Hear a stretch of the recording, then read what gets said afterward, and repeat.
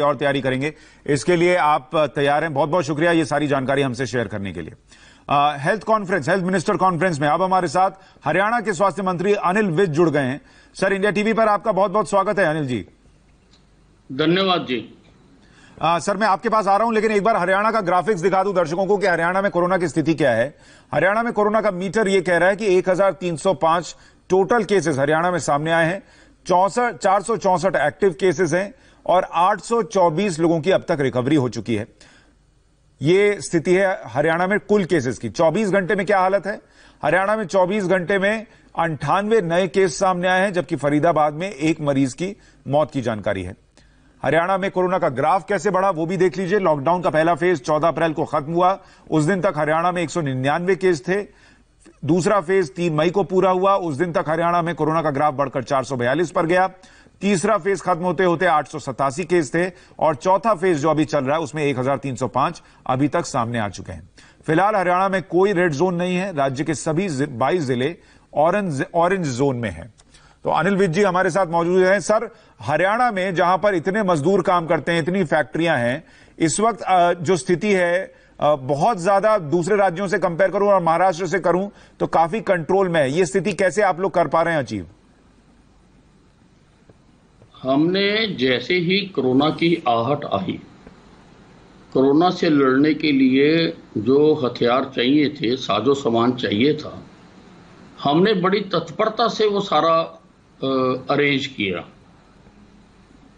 PP kits थी, N95 mask थे, medicine थी जो कोरोना के लिए, हालांकि कोई स्पेसिफिक मेडिसिन नहीं है, लेकिन जो भी ट्रेडिशनल मेडिसिन सिम्टोमेटिक थी वो सब भी हमने प्रचुर मात्रा में सबको दी। जब कोरोना आया हमारे प्रदेश में एक भी लैब नहीं थी, और अगर देखा जाए तो देश में भी खाली एक लैब थी। शुरू के सैंपल हमने भी जो पूना का इंस्टीट्यूट है वहाँ भेजे। आज हमारी 14 लैबें जो हैं वो फंक्शनल हैं, फंक्शन कर रही हैं। हमारा जो पर मिलियन टेस्टिंग रेट है वो 4000 क्रॉस कर चुका है और जल्दी ही हम इसको और बढ़ाना चाहते हैं। तो हमने वो सब प्रकार की आइसोलेशन वार्ड बनाने थे, कोविड हॉस्पिटल बनाने थे, क्वारंटाइन फैसिलिटीज बनानी थी। हमने वो पूरी तैयारी की उसकी, और मैं समझता हूं कि ये जो हमारा रिकवरी रेट है ये बाकी प्रदेशों से बहुत अच्छा है। ये आज 63 आ गया, क्योंकि कल हमारे काफी केसेस आगे थे, लेकिन ये जो था ये 66-67% पर चल रहा था जो हमारा रिकवरी रेट है। ये जिस डेडिकेशन के साथ मेरी स्वास्थ्य टीम ने काम किया है, ये उसकी वजह से जो हमारा रिकवरी रेट है वो बहुत बेहतर हुआ है, और डेथ रेट भी हम कंट्रोल करने में बहुत हद तक, हालांकि पूरी तरह से तो नहीं कर पाए हैं क्योंकि जो पेशेंट आ रहा है उसको और बीमारियां भी हैं, लेकिन काफी हद तक हम उसमें कामयाब हुए। सर, आपके यहाँ भी चूंकि फैक्ट्रीज बहुत हैं तो मजदूर देश के अलग अलग हिस्सों से काम करने आते हैं, और अभी हम देख रहे हैं कि कई मजदूर जो हैं वो अपने गृह प्रदेश गए तो वहां कोरोना फैला। आपके यहाँ जो मजदूर थे उनको सुरक्षित रखना, उनसे कोरोना ना फैले, इसके लिए आपने क्या व्यवस्था की है? हमारे प्रदेश में मजदूरों से कोरोना नहीं फैला, हमारे प्रदेश में दिल्ली से कोरोना फैला है। दिल्ली के साथ लगते जो 4 जिले हैं उसमें झज्जर है, उसमें सोनीपत है, गुड़गांव है, फरीदाबाद है। हमारे 70% केस इन 4 जिलों से हैं। और क्योंकि दिल्ली में तो इस वक्त बहुत ज्यादा कोरोना फैल चुका है, ये साथ लगते लोग हैं, इनका आना जाना है। हालांकि हमने बॉर्डर्स पूरी तरह से सील किए हुए हैं, लेकिन फिर भी ये कहीं ना कहीं से किसी कच्चे पक्के रास्ते से आ जाते हैं और उससे बढ़ता है। कल भी हमारे 33 केस गुड़गांव से आए और 22 केस फरीदाबाद से आए, यानी गुड़गांव और फरीदाबाद से आए। हमें तो दिल्ली से जो है हमें हमारे केसेस बढ़ रहे हैं। और जहां तक ये लेबर की बात थी, मैं आपको बताना चाहता हूं कि ये जो बीमारी थी ये मिडिल और अपर मिडिल क्लास में थी, ये लोअर क्लास में नहीं थी, क्योंकि ये उन लोगों से आई जो विदेशों में गए हुए थे। ये कोई भारत में बना हुआ वायरस नहीं है, ये इंपोर्टेड वायरस है, बाहर से आया, किसी ना किसी उस व्यक्ति के माध्यम से आया जिसने फॉरेन ट्रैवल किया। और जो फॉरेन ट्रैवल करता है उनका जो लाइफ डाटा है, स्टैंडर्ड है, वो थोड़ा उठा हुआ है और उनका सर्कल भी वही है। शुरू में हमने देखा और हमने कैलकुलेट भी किया इस बात को कि ज्यादा middle and upper middle class इससे प्रभावित हुई। मजदूरों में हुए कुछ केस, लेकिन मजदूरों तक ये ज्यादा नहीं गया।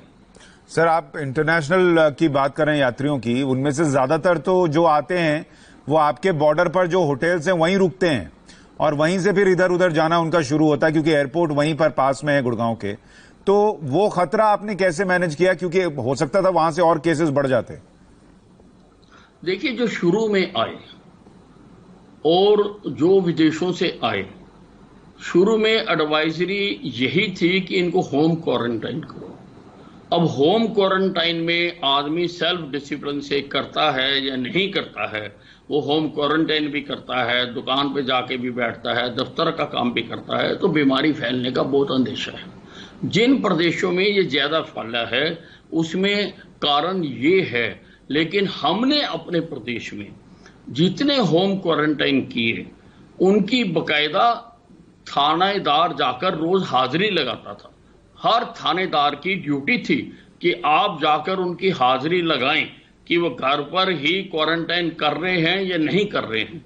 अच्छा। और उसी प्रकार से रोजाना स्वास्थ्य टीम भी हमारी उन जो क्वारंटाइन लोग थे उनको चेक करने जाती थी। तो इन दो प्रयासों से जो हमने बहुत सख्ती के साथ किए, उससे हमारे प्रदेश में कोरोना ज्यादा नहीं फैला। अगर जो होम क्वारंटाइन किए थे हम सख्ती ना करते तो हरियाणा भी दिल्ली जैसा होता।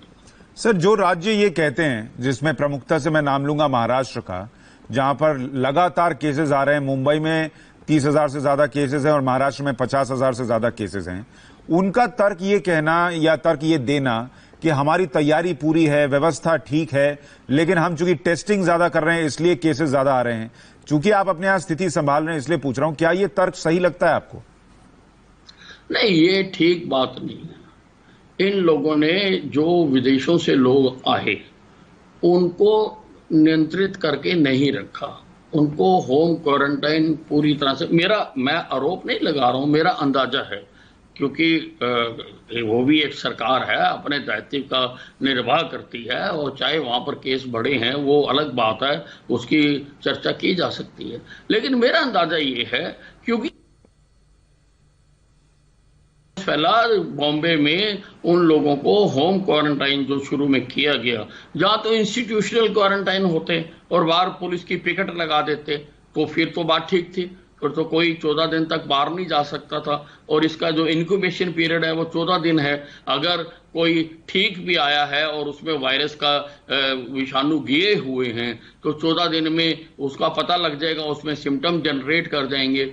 परंतु शुरू में इंस्टीट्यूशनल क्वारंटाइन नहीं हुए, शुरू में सारे होम क्वारंटाइन हुए, और होम क्वारंटाइन पर जो एहतियात बरतनी चाहिए थी, जो सख्ती करनी चाहिए थी, जिन प्रदेशों ने भी वो सख्ती नहीं की है, वो प्रदेश कोरोना से ज्यादा आज आहत है। अनिल विज जी, बहुत शुक्रिया हमारे साथ जुड़ने के लिए और जो आपकी तैयारी है उसके बारे में बताने के लिए, कैसे आपने स्थिति को अभी तक नियंत्रण में रखा है उसके बारे में बताने के लिए बहुत बहुत धन्यवाद सर।